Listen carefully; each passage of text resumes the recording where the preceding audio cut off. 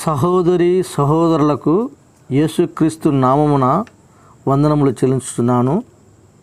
ఈ యొక్క సమయములో మనము దేవుని వాక్యం చదువుకుందాము. మరి అపోస్తలుడైన పౌలు కొరింథీయులకు రాసిన మొదటి పత్రిక 1వ అధ్యాయము 9వ వచనం చూసుకుందాం. అపోస్తలుడైన పౌలు కొరింథీయులకు రాసిన మొదటి పత్రిక 1వ అధ్యాయము 9వ వచనం. మన ప్రభు అయిన యేసుక్రీస్తు అను తన కుమారుని సహవాసమునకు మిమ్మును పిలిచిన దేవుడు నమ్మదగినవాడు. మన ప్రభు అయిన యేసుక్రీస్తు అను తన కుమారుని సహవాసమునకు మిమ్మును పిలిచిన దేవుడు నమ్మదగినవాడు. దేవుని వాక్యం సహాయం కొరకు ఒక చిన్న ప్రార్థన చేసుకుందాం. ప్రేమగల మా ప్రియ పరలోకపు తండ్రి యేసు ప్రభువా, ఈ దినమున ప్రభువా నీ వాక్యం చెప్పుచుండగా తండ్రి, మరి దేవా మీరే నన్ను బలపరచుము. మరి అనేక మంది బిడ్డలకు తండ్రి ఈ వాక్యం ద్వారా ఆత్మీయ క్షేమం కలుటకు తండ్రి నీ కృప దయచేయమని మా ప్రియ రక్షకుడైన యేసుక్రీస్తు నామమున ప్రార్థన చేయుచున్నాను తండ్రి, ఆమేన్. మరి సహోదరి సహోదరులారా, మరి యొక్క వాక్యములో మరి మన ప్రభువైన యేసుక్రీస్తు అను తన కుమారుని సహవాసమునకు మిమ్మును పిలిచిన దేవుడు నమ్మదగినవాడు. మరి యొక్క సమయంలో మనము ఈ యొక్క అంశం ఏదనగా సహవాసము అనే అంశం గురించి మరి దేవుడు మరి నాకు సహాయం చేసినాడు. మరి ఆత్మీయంగా అభివృద్ధి చెందుటకు మరి ఈ యొక్క అనేక దినాలుగా మరి ఏమి వాక్యం చెప్పాలని ఉన్నప్పుడు దేవుడు నాకు ఈ యొక్క సహవాసం గురించి మరి భారం ఇచ్చినాడు చెప్పుటకు. కాబట్టి ఈ యొక్క చివరి దినాల్లో మనం ఉంటున్నాం కాబట్టి మన యొక్క సహవాసం మరి బలము కలిగి ఉండాలని ప్రేమతో మనవి చేస్తున్నాను. మరి ఆయన నమ్మదగిన వాడు, మనమైతే నమ్మదగని వారం. మరి ఇదే యొక్క విషయంలో ఈ యొక్క తిమోతి అపోస్తలుడైన పౌలు తిమోతికి రాసిన 2వ పత్రిక 2వ అధ్యాయము 13వ వచనం చూసుకుందాం. అపోస్తలుడైన పౌలు తిమోతికి రాసిన 2వ పత్రిక 2వ అధ్యాయము 13వ వచనం చూసుకుందాం. మనము నమ్మదగిన వారమైనను ఆయన నమ్మదగిన వాడుగా ఉండును. ఆయన తన స్వభావమునకు విరోధముగా ఏదియూ చేయలేడు. మనము నమ్మదగిన వారమైనను ఆయన నమ్మదగిన వాడుగా ఉండును. ఆయన తన స్వభావమునకు విరోధముగా ఏదియూ చేయలేడు. కాబట్టి ఆయన యొక్క స్వభావము మరి అది ఆయన యొక్క స్వభావం ఎటువంటిదంటే అది ప్రేమ గలది, అది దయగలది.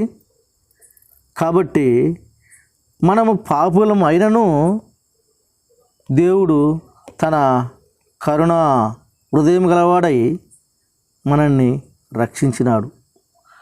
ఏ విధంగా రక్షించినాడంటే తన ప్రాణము చివరి రక్తపు బొట్టు వరకు కార్చి శిలువమానులో మరి ఆయన కార్చి చనిపోయి ఉంటున్నాడు.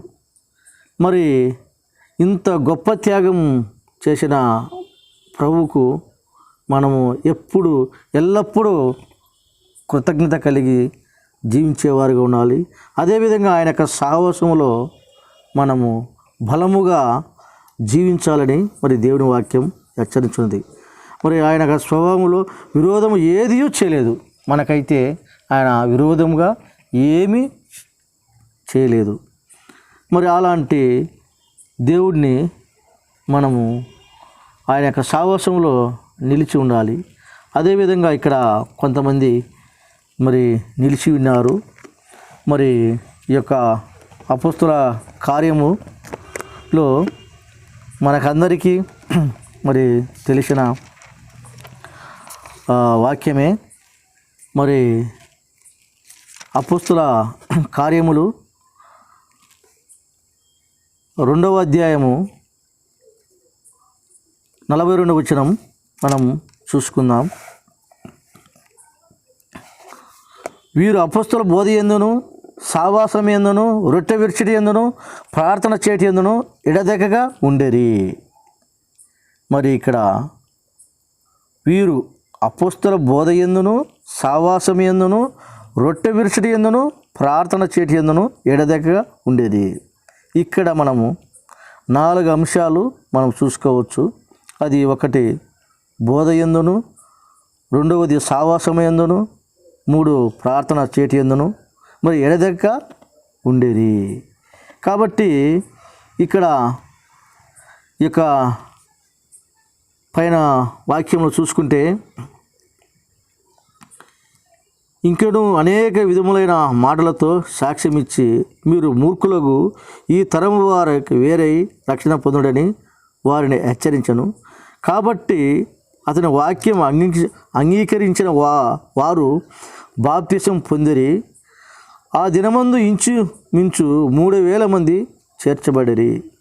ఇక్కడ పేతురు మరి ఈ యొక్క వాక్యం చెప్పేటప్పుడు మరి దాదాపు మరి 3,000 మంది రక్షణ పొందినారు. మరి ఈ యొక్క పొందిన వారు ఊరికే ఉండలే. వాళ్ళు ప్రతిదినము మరి ఈ యొక్క 42వ వచనం ప్రకారము వారు జీవించేవారుగా ఉన్నారు. అయితే మన మాదిరి వారు లేరు. వారు ఏం చేశారంటే మరి ప్రతిరోజు మరి వారు రొట్టె విసిరేందును మరి ఉన్నారు. కాబట్టి మన యొక్క ఆత్మీయ జీవితంలో మనం సహవాసం మరి అనేది చాలా మరి ముఖ్యం. ఎందుకంటే సంపద కన్నా సహవాసము మిన్న అని మరి ఒక భక్తుడు అన్నాడు. సంపద కన్నా సహవాసము మిన్న. కాబట్టి మనము సహవాసం కలిగే వారిగా ఉండాలి. అదేవిధంగా ఈ యొక్క సామెతలు 13వ అధ్యాయము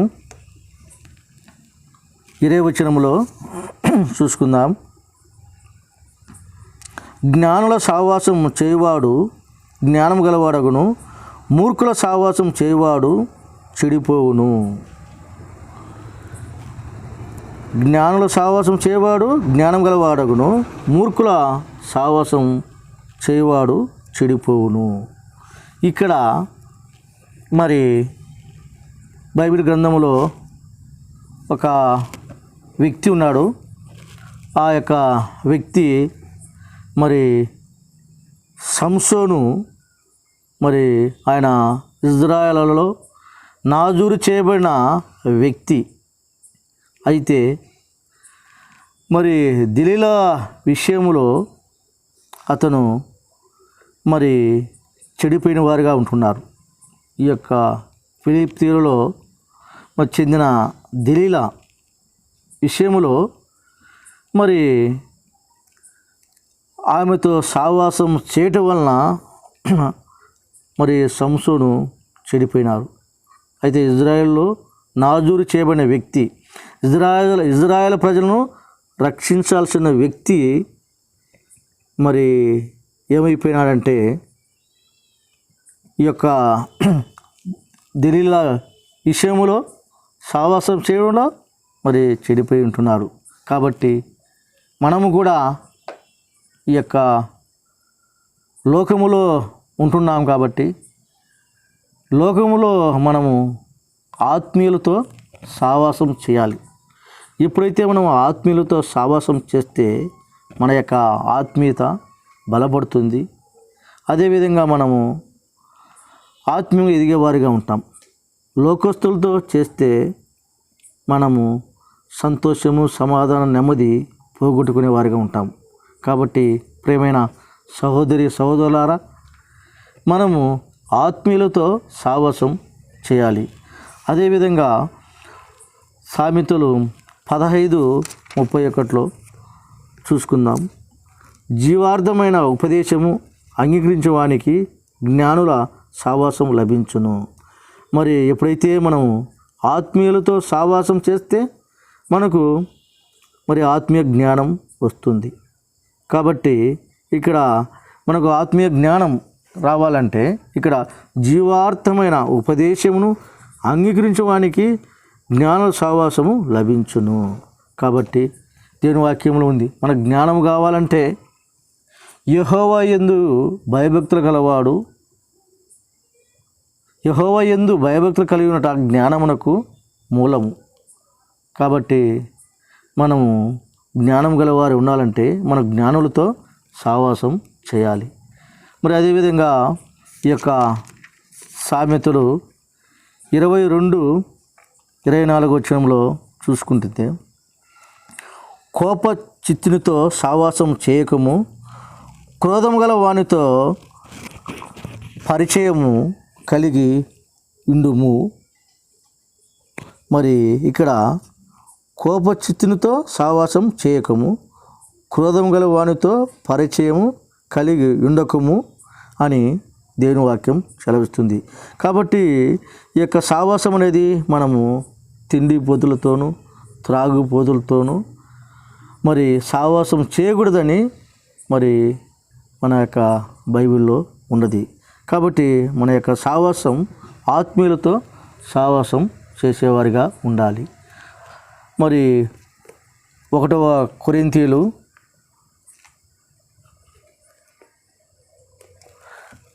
7వ అధ్యాయము 24వ వచనం చూసుకుంటే,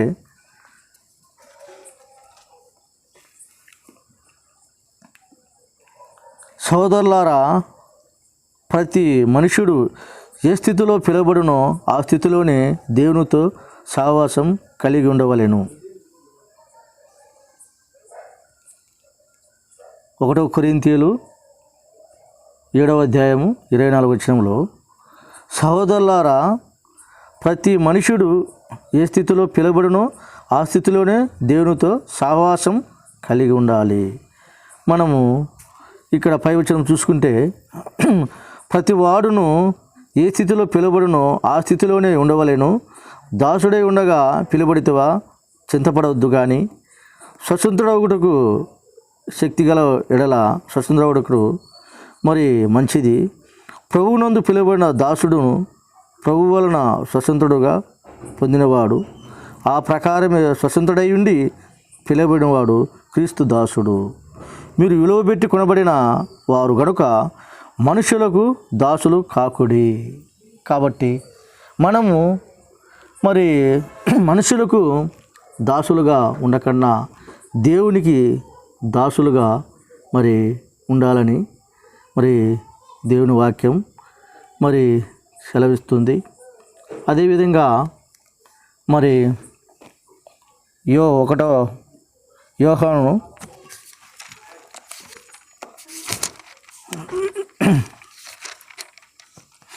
రాసిన పత్రిక 1వ అధ్యాయము 3వ వచనములో చూసుకుంటే, యోహాను రాసిన మొదటి పత్రిక 1వ అధ్యాయం 3వ వచనములో, మాతో కూడా మీకును సావాసం కలుగునట్లు మేము చూసిన దానిని వినిన దానిని మీకును తెలియజేస్తున్నాము. మాతో కూడా మీకును సావాసం కలుగునట్లు మేము చూసిన దానిని వినిన దానిని మీకును తెలియజేస్తున్నాము. మరి యొక్క యోహాను భక్తుడు మరి ఆయన చూసిన దాన్ని విన్నదాన్ని మరి ఈ యొక్క సంఘానికి తెలియజేసేవాడుగా ఉంటున్నాడు. మరి ఇదే వచనములో 7వ వచనం, 1వ అధ్యాయము 7వ వచనం, అయితే ఆయన వెలుగులో ఉన్న ప్రకారం మనం వెలుగులో నడిచిన ఎడల మన అన్యోన్య సావాసం గలవారమై ఇందుము. అప్పుడు ఆయన కుమారుడైన యేసు రక్తం ప్రతి పాపము నుండి మనను పవిత్రులుగా చేయును. అయితే ఆయన వెలుగులో ఉన్న ప్రకారం మనమును వెలుగులో నడిచిన యెడల మన అన్యోన్య సహవాసం గలవారమై ఇందుము. అప్పుడు ఆయన కుమారుడు యేసు రక్తం ప్రతి పాపం నుండి మనను పవిత్రులుగా చేయును. మరి యేసు ప్రభు మరి ఆయన వెలుగులో ఉన్నాడు. పై వచనం చూసుకుంటే దేవుడు వెలుగై ఉన్నాడు, ఆయన యందు చీకటి ఎంత మాత్రం లేదు. ఆయనతో కూడా సావాసం గలవారమని చెప్పుకొని చీకటిలో నడిచిన యెడల మనం అబద్ధమాడుచు సత్యమును ధరించుకుందాము. అయితే ఆయన వెలుగులో ఉన్న ప్రకారము మనమును వెలుగులో నడిచిన యెడల మనము అన్యోన్య సహవాసం గలవారమై ఉందుము. కాబట్టి మన యొక్క ఆత్మీయ జీవితంలో మనము మరి దేవుడు వెలుగై ఉన్నాడు, ఆయన యందు చీకటి ఎంత మాత్రం లేదు. కాబట్టి మనము ఆయనతో కూడా సావాసం గలవారమని చెప్పుకొని చీకటిలో నడిచిన యెడల మనము అబద్ధమాడు సత్యమును ధరించుకుందాము. కాబట్టి మన యొక్క ఆత్మీయ జీవితంలో మనము ఒకసారి శోధనలకు లోనయ్యి మనము చీకటిలో నడిచేవారిగా ఉంటాం. ఎప్పుడైతే మనము ఆ శోధనల వలన మరి చీకటిలో మరి నడుచడం వలన మనకు ఎంతో నష్టం జరుగుతుంది. కాబట్టి మనము విశ్వాసులుగా ఉండి దేవుని వాక్యం మరి చెప్పుచు దేవుని మందిరానికి పోవచ్చు, మరి ఆత్మీయంగా ఉంటూ మనము మరి ఒక్కొక్కసారి మరి చీకటిలో నడిచేవారిగా ఉంటున్నాం. మరి ఆ విధంగా లేకుండా మనం ఉండాలి. మనము ఎవరితో ఉండాలి? దేవునితో సహవాసం కలిగి ఉన్నటకు మూలము దేవునిపై విశ్వాసం కలిగి ఉన్నటయే. కాబట్టి మనము విశ్వాసం మనకు కలిగి ఉండాలంటే మనము దేవునితో సహవాసం కలిగి ఉన్నటకు మూలం దేవునిపై విశ్వాసం కలిగి ఉంటాం. కాబట్టి మన యొక్క సహవాసం దేవునితో సహవాసం చేసేవారికి ఉండాలి. ఎప్పుడైతే దేవునితో సహవాసం చేస్తూ ప్రార్థన చేస్తూ అదే వాక్యం చదువుకుంటూ ఉంటే మనము ఆత్మీయంగా బలపడేవారిగా ఉంటాం. ఈ యొక్క సహవాసములో మనకు మరి అనేక లాభాలు ఉన్నాయి. ఈ యొక్క సహవాసములో మనకు ప్రార్థనలు, పాటలు, వాక్యము, పరిచర్య ఉంటుంది. కాబట్టి ఈ యొక్క ప్రార్థనలు, పాటలు, వాక్యము, పరిచర్య ఉంటుంది. కాబట్టి మనము సహవాసములో మరి నిలిచి ఉండేవారుగా ఉండాలి. ఎప్పుడైతే మనము నిలిచి ఉంటామో మరి ఆత్మీయంగా మరి బలపడేవారుగా ఉంటాము. మరి యొక్క కీర్తనలు 106 చూసుకుంటే కీర్తన 106 35 వచనం చూసుకుందాం. కీర్తనలు 106 35 వచనం.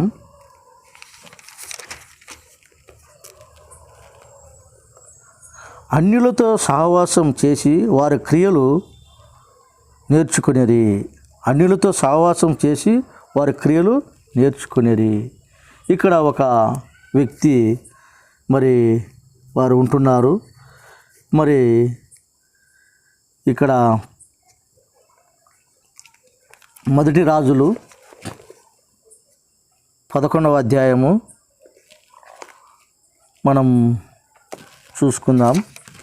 మొదటి రాజులు 11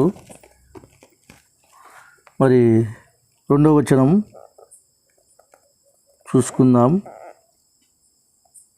1 నుంచి చూసుకుందాం. మోయాబీయులు, ఎదోమీయులు, అమ్మోనీయులు, సిదోనీయులు, హిత్తీయులు అను జనులు మీ హృదయములను తమ దేవతల తట్టు తిప్పుకుందురు కనుక వారితో సహవాసం చేయకూడదనియు వారిని మీతో సహవాసం చేయకూడదనియు యెహోవా ఇజ్రాయేలుకు సెలవిచ్చున్నాడు. కాబట్టి ఇక్కడ మరి పూర్వకాలమే మరి దేవుడు మరి సెలవిచ్చినాడు. అయితే ఇక్కడ ఈ యొక్క సల్మాను మరి అన్య స్త్రీలతో మరి సావాసం చేసినట్టుగా మరి ఉంటుంది. మరి ఇక్కడ మోయాబీయులు, ఎదోమీయులు, అమ్మోనీయులు, సీదోనీయులు, హితీయులు అను జనులు మీ హృదయములను తమ దేవతల తట్టు త్రిప్పుదురు కనుక వారితో సావాసం చేయకూడదనియు వారిని మీతో సావాసం చేయకూడదనియు యెహోవా ఇశ్రాయేలు ప్రజలకు సెలవిచ్చున్నాడు. అంటే ఇక్కడ దేవుని వాక్యంలో మనం వారితో సావాసం చేయకూడదు, వారు మనతో కూడా సావాసం చేయకూడదని మరి దేవుని వాక్యం ఉంటుంది. అయితే ఈ యొక్క సల్మోహన్ మహారాజు ఆయన అతనికి 700 మంది రాజకుమారుల భార్యలు, 300 మంది ఉపనిపత్తులు కలిగి ఉండిరి. అతని భార్యలు అతని హృదయమును త్రిప్పివేసిరి. సొలొమోను వృద్ధుడైనప్పుడు అతని భార్యలు అతని హృదయమును ఇతర దేవతల తట్టు త్రిప్పగా అతని తండ్రి అయిన దావీదు హృదయం వలె అతని హృదయము దేవుని యెహోవా ఎడల యథార్థము కాక పోయెను. కాబట్టి మరి దావీదు మహారాజు ఆయన తప్పు చేసినాడు. ఆ తప్పును సరిదిద్దుకొని మరి ఆత్మీయంగా జీవించినాడు. అయితే ఇక్కడ మనం గమనించవలసిన విషయం ఏంటంటే ఈ యొక్క సల్మోను మరి ఆయన తప్పు చేసి ఆత్మీయంగా నష్టపోయినాడు. ఎందుకు నష్టపోయినాడంటే ఆయన వారి యొక్క భార్యల మాట వినటం వలన మరి ఆయన యొక్క ఆత్మీయతలో మరి కోల్పోయి ఉంటున్నాడు. మరి సల్మోను మహారాజుకు మరి 700 మంది భార్యలను, 300 మంది ఉపనిపత్తులు కలిగి ఉండేరు. అతని భార్యలు అతని హృదయమును త్రిప్పివేసిరి. మరి కాబట్టి వారు అన్య దేవతలైన వారి తిట్టు మరి సొలొమోను మహారాజును మరి తిప్పివేసినాడు. అయితే ఇక్కడ మనము గమనించే విషయాలు ఏమిటంటే మానవులుగా మనము పొరపాటు చేస్తాము. ఆ పొరపాటును సరిచేసుకొని మనము ఈ భూలోకములో ఉండాలి.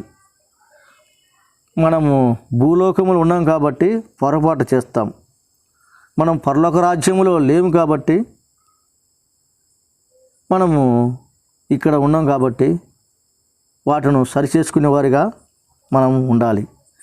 మరి ఈ యొక్క సల్మోను మహారాజు మరి ఎందుకు ఆత్మీయతను కోల్పోయినాడంటే ఆ యొక్క సావాసం అనేది మరి అన్యులతో చేసినాడు. మరి ఈనాడు మన యొక్క సావాసం మరి ఎవరితో చేస్తున్నాము అని మనం గుర్తు చేసుకోవాలి. మరి ఆయనతో సహవాసం చేసిన యెడల నీకు సమాధానం కలుగును.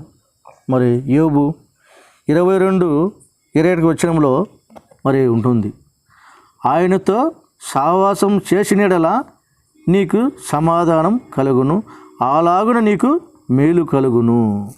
కాబట్టి మనకు మేలు కలగాలంటే మరి ఆయనతో సహవాసం చేసేవారిగా ఉండాలి. మరి సహవాసం అనేది ఐక్యతను తెలియచేస్తున్నది.